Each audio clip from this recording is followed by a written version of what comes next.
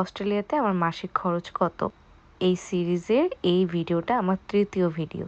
গত ভিডিওগুলোতে আমি বলেছি আমার মাসে যানবাহনে এবং ঘর ভাড়াতে কত খরচ হয়, এবং এই ভিডিওতে আমি আপনাদেরকে বলবো আমার অস্ট্রেলিয়াতে থাকাকালীন সময়ে আমার মাসে খাওয়া দাওয়াতে কত টাকা খরচ হয়। আসসালামু আলাইকুম এভরিওয়ান, আমি Shamira Parvin. Welcome to my channel good girl শামিরা।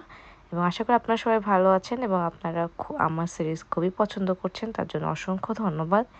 এই ভিডিওতে আমি যে ক্লিপগুলো দেখাবো সেগুলো হলো অজি বাংলা সিস্টারহুড ফেস্টের ঈদ মেলার। বেসিক্যালি আমার লাস্ট দুইটা ভিডিওতে আমি শেয়ার করেছি আমি কি সুন্দর সবার সাথে দুইটা গেম খেলেছি।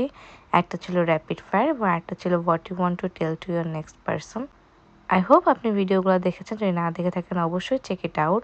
অ্যান্ড যদি আপনি আমার চ্যানেলে নতুন হয়ে থাকেন তাহলে প্লিজ ফলো করতে ভুলবেন না। অলসো আমার ইউটিউব চ্যানেলে যে আমাকে সাবস্ক্রাইব করতে ভুলবেন না। তো চলুন ভিডিও শুরু করি। এই ভিডিওতে আমি আমার পার্সোনাল কথা শেয়ার করব, আমার নিজের সম্পর্কে বলবো। এই খরচগুলো ব্যক্তিভেদে এদিক ওদিক কম বেশি হতে পারে।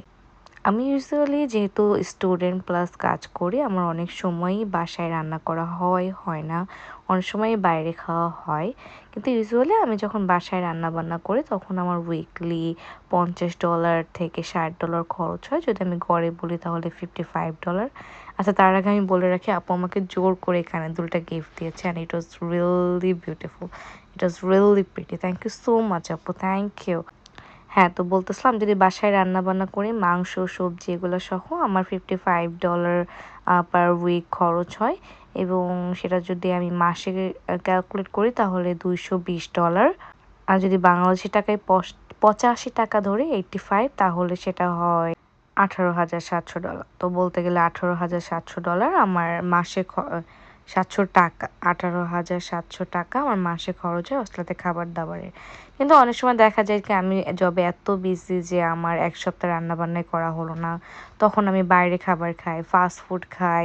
আমি অনেক সময় বাইরে থেকে তরকারি ভাত কিনে নিয়ে আসি, সেক্ষেত্রে এটা একটু বাড়ে, 70-80 হয়ে যায়। 80 অতটাও না, বাট হ্যাঁ অ্যারাউন্ড 70 হয়ে যায়। তো হ্যাঁ, এটাই একটা আইডিয়া আপনাদের দেওয়ার ছিল। আমি সবসময় আপনাদেরকে বলবো আপনারা যারা নতুন অস্ট্রেলিয়াতে আসছেন রান্নাটা মাস্ট শিখে আসবেন। কারণ অনেক সময় কি হয় আমরা নতুন দেশে আসছি, অনেক সময় আমাদের খাবার পছন্দ হয় না, অনেক সময় আমাদের শরীর জিনিসটা গ্রহণ করতে পারে না। তো রান্নাটা শিখে আসলে কি হয় আপনার যখন যেটা খেতে মন যাচ্ছে আপনি সেটাই খেতে পারবেন। তো এটাই।